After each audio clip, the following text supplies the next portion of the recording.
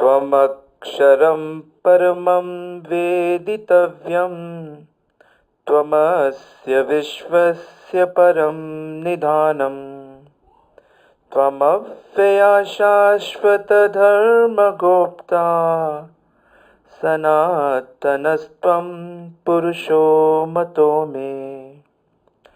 भगवद गीता 11वें अध्याय का 18वां श्लोक और आज का श्लोक जिसमें भगवान से अर्जुन प्रार्थना कर रहे हैं वही कंटिन्यू है। और यहाँ वो भगवान के बारे में क्या कह रहे हैं आप उससे ध्यान से सुनिए।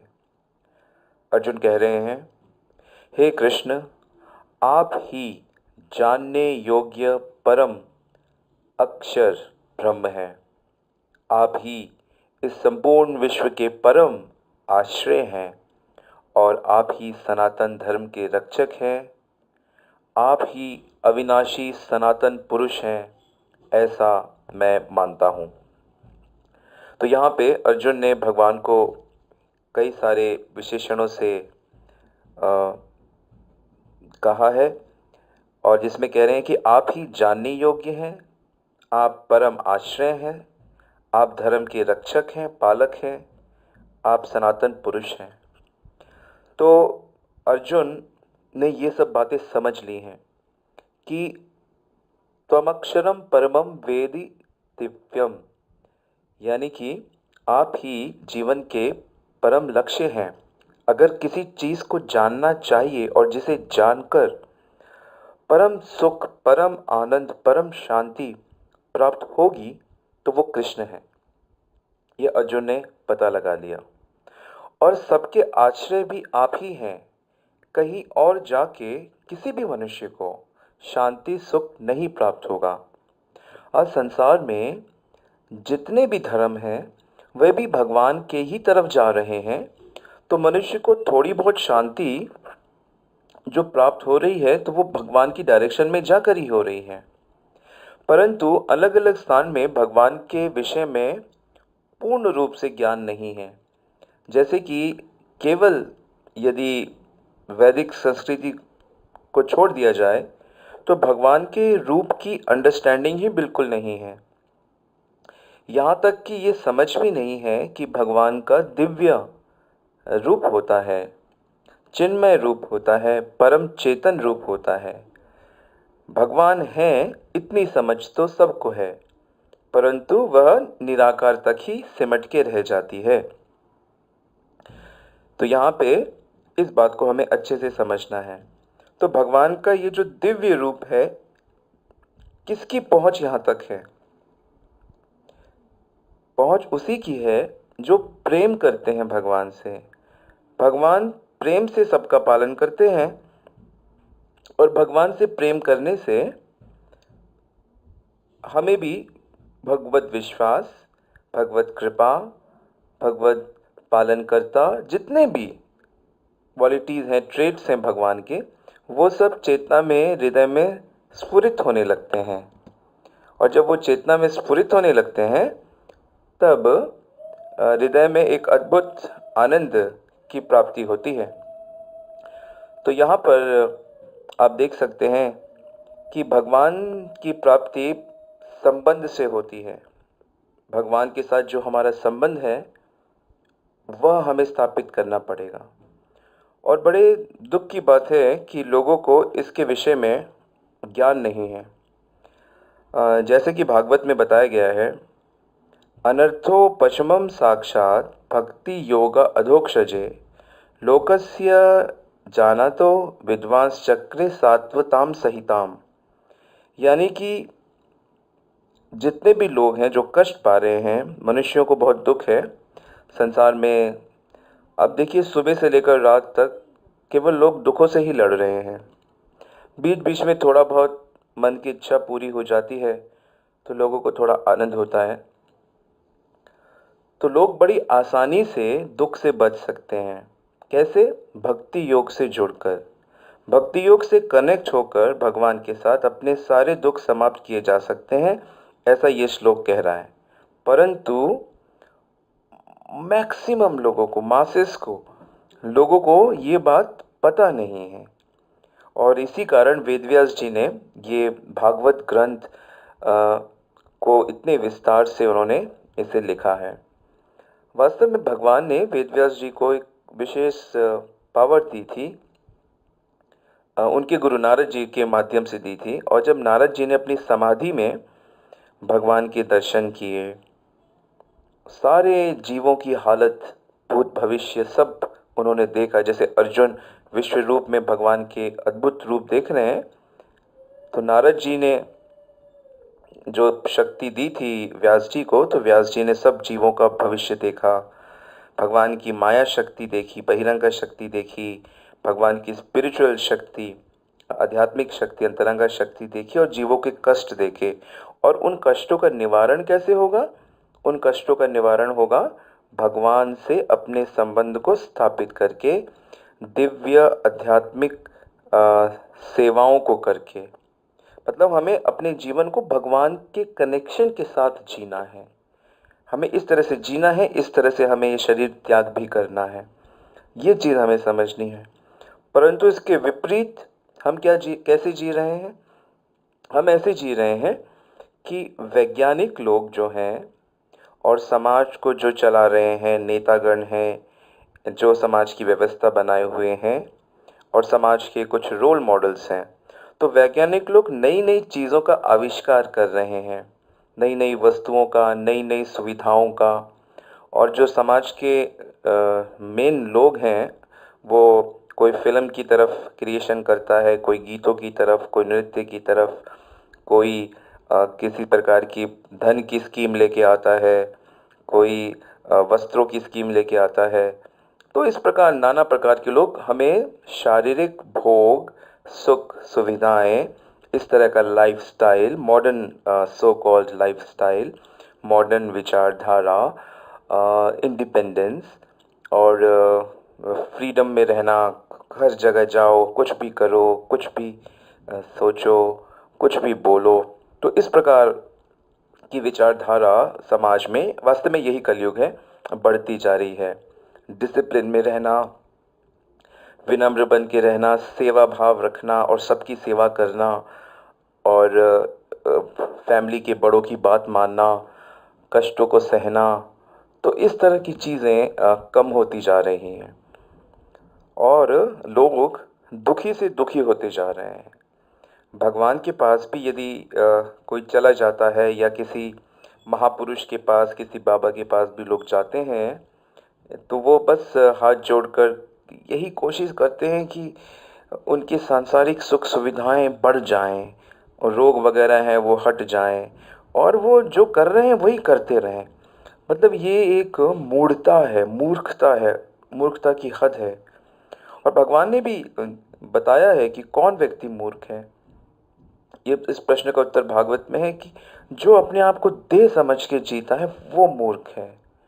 तो हम सभी मूर्ख हुए, क्योंकि हम भूल जाते हैं कि हम वास्तव में एक चिन्मय वस्तु हैं, हम आत्मा हैं, और हम एक स्पिरिचुअल पर्सनालिटी हैं, हमारा स्पिरिचुअल व्यक्तित्व है, और हमारा कृष्ण के साथ, भगवान के साथ संबंध है। तो ये चीज़ हम भूल जाते हैं, और हम ये भूल जाते हैं कि हमें भगवान की सेवा करनी है। तो भगवान के साथ संबंध ये सबसे महत्वपूर्ण है। और धन्य धन्य है वो लोग जिन्होंने भगवान के साथ अपना संबंध स्थापित कर लिया है।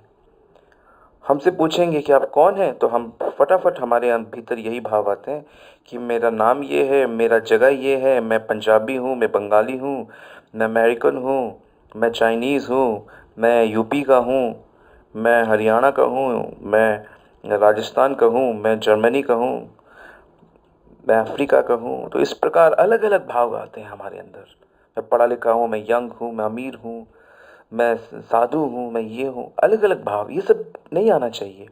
भाव ये आना चाहिए कि मैं श्री कृष्ण का हूँ, भगवान का हूँ, मैं भगवान का सेवक हूँ। ये चीज़ विकसित करनी हमको। और यही, इसी चीज़ को जानना आध्यात्मिक सिद्धि है, स्वरूप सिद्धि है। इसको जानना ही सेल्फ रियलाइजेशन है, आत्म साक्षात्कार है, कि मेरा भगवान के साथ क्या संबंध है। रजस्तमोभ्यम आक्षिप्तम विमूढ़ा मना आत्मना यच्छेत्वार नारायणा धीरा हिंती या तत्कृतम मलम। 2:1-20 भागवत में बताया गया है कि ये रजोगुण और तमोगुण मन को विमूढ़ बना देता है, मूर्ख बना देता है पूरी तरह से, और हम इसी चीज़ में लग जाते हैं। और जब हम भगवान के साथ अपने संबंध को स्थापित करेंगे, तब ये सारे दुख समाप्त हो जाएंगे, तब ये सारे कष्ट खत्म हो जाएंगे और दिव्य दिव्य आनंद का अनुभव होगा। तो क्या संबंध है? जब सनातन गोस्वामी ने पूछा कि मैं कौन हूँ, के आमी कैनो आमाय जारे त्रापत्रय, मैं कौन हूँ और मुझे कष्ट क्यों हो रहे हैं और मुझे मुझे कैसे इनसे मैं बचूं, मुझे इसका आंसर नहीं पता। तब चैतन्य महाप्रभु ने बताया, फर्स्ट चीज, सबसे पहले तुम समझो तुम हो कौन। जीवेर स्वरूप होए नित्य कृष्ण दास। तुम और सारे जीव ये सदैव के भगवान के दास हैं। इसको अपनी बुद्धि में, मन में, इंद्रियों में, चेतना में, अपने अकाउंट्स में, हर जगह आप इस बात को बिठा लीजिए कि ये जो मेरा आप जो सेल्फी लेते हैं तो वहाँ पे आप लिख दीजिए, दिस इज कृष्णा दास। इसीलिए जब हम लोग वैष्णव दीक्षा ग्रहण करते हैं, गुरु जी की शरण ग्रहण करते हैं, तो गुरुदेव हमें यही नाम देते हैं कि ये कृष्ण दास है या ये राधा दासी है। दास और दासी शब्द लगा दिया जाता है सबके नाम के आगे ताकि स्मरण रहे। और हम जब दूसरों को एड्रेस करते हैं तो हम सबको प्रभु कहते हैं कि इसके अंदर मेरे प्रभु हैं, और ये भगवान का जो सेवक है दूसरा वाला, तो उसका मैं सेवक हूँ। मेरी पोजीशन ये है कि मैं भगवान के सेवकों का भी सेवक हूँ, ये मेरी स्थिति है। तो चैतन्य महाप्रभु ने ऐसे समझाया कि हे सनातन, सारे जीव भगवान के साथ उनका क्या संबंध है कि हम लोग भगवान के सेवक हैं और भगवान सेव्य हैं। तो कुछ लोग जिन्हें स्पिरिचुअल नॉलेज नहीं है और वो ये बात सुनेंगे तो वो कहेंगे, no no, we can't be slaves, इस गुलामी ने हमें बहुत दुख दिया है। तो भाइयों और बहनों, ये बात समझिए कि भगवान का सेवक होना संसार के सेवक होने जैसा नहीं है। क्या आप अपनी माता के सेवक नहीं हैं? ठीक उसी प्रकार आप अपनी पत्नी के भी सेवक हैं और आप अपने पति के भी सेवक हैं। क्या आप अपने बच्चों के सेवक नहीं हैं? जीव का तो धर्म ही है सेवा करना। पर जैसे ही हम अपने आप को भगवान का सेवक मान लेते हैं, तब हम एक दिव्य धरातल पे आ जाते हैं।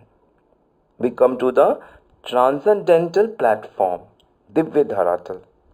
और उस धरातल में फिर अलग चीज़ें होती हैं, अलग दुनिया होती है, अलग आनंद होता है, दिव्य आनंद होता है। और संसार की क्रियाएं तो होती रहेंगी। संसार का मतलब ये होता है सरसरति इति च संसारा, जो सरक रहा है, जो बदल रहा है।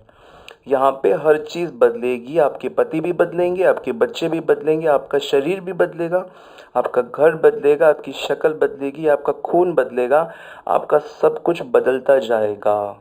और अगर आप ये सत्य नहीं समझ सकते तो आप सुखी नहीं हो सकते। और जैसे ही भगवान से संबंध होगा तो इस सरकते संसार में आप परमानेंट भगवान से कांटेक्ट हो जाएगा, तो सरकते संसार से आपको फर्क नहीं पड़ेगा। अगर आप सोचो कि आप हमेशा हेल्दी रहो, तो ये शरीर हमेशा हेल्दी नहीं रहेगा। वो दिव्य देह होता है, आत्मा का अपना देह ऑलरेडी है अंदर में, आप उसमें सिचुएट हो जाओगे। हमारी देह से अटैचमेंट है, सूक्ष्म शरीर से, लिंग शरीर से और स्थूल शरीर से। हम पूरे दिन शरीर को सजाते हैं। शरीर को सजाइए मत, बस भगवान के दर्शन के लिए जब जाते हैं तब थोड़ा श्रृंगार कर लीजिए कि भगवान देखेंगे, भगवान देखेंगे। या जैसे गुरु या वैष्णव आज्ञा देते हो वैसा साफ सुथरा रहना चाहिए, देह का श्रृंगार नहीं करना चाहिए, इससे देह आसक्ति बढ़ती है। तो इसलिए यही सबसे महान, सबसे सुखी कौन है? भूतानी भागवतय आत्मानी, जो हर चीज़ को भगवान के साथ रिलेशन में देखता है, हर वस्तु को। और जब तक उसका भगवान से संबंध नहीं होता तब तक ये स्थिति प्राप्त नहीं होती। तो इसलिए भगवान ही सब जानने योग्य हैं, भगवान ही संपूर्ण विश्व के आश्रय हैं, सब कुछ वो करते हैं और वही इस धर्म के रक्षक हैं। ये सब ज्ञान जो हम डिस्कस कर रहे हैं, ये गीता से, भागवत से, वैदिक ग्रंथों से, चैतन्य चरितामृत से, महापुरुषों से, ये हमारे धर्म की रक्षा कर रहा है। और जैसे ही आपका भगवान से रिलेशन हो जाएगा, आप 24 आवर्स अपने को भगवान का सेवक समझेंगे, परफेक्शन प्राप्त हो गई, परम आनंद की प्राप्ति हो जाएगी। और भगवान नित्य है, आप भी नित्य हैं, और भगवान डिवाइन पर्सनालिटी है और आप भी डिवाइन हैं। तो इसलिए कृपा करके आप लोग भक्ति के नियमों का अच्छे से पालन करें और अपने इस जीवन को परफेक्टली सक्सेसफुल करें। और जो हम कह रहे हैं वो बहुत सरल है करना। जीवन की, घर की सारी, ऑफिस की सभी काम को करते हुए इसे बड़े प्रेम से किया जा सकता है। बस जो बुरी चीज़ें हैं जो आपको नीचे गिरा देती हैं, उनको पहचानना है, उनसे दूर रहना है और अच्छी एक्टिविटीज़ में इन्वॉल्व होना है। This is how the life will become much better and perfect. Hare Krishna.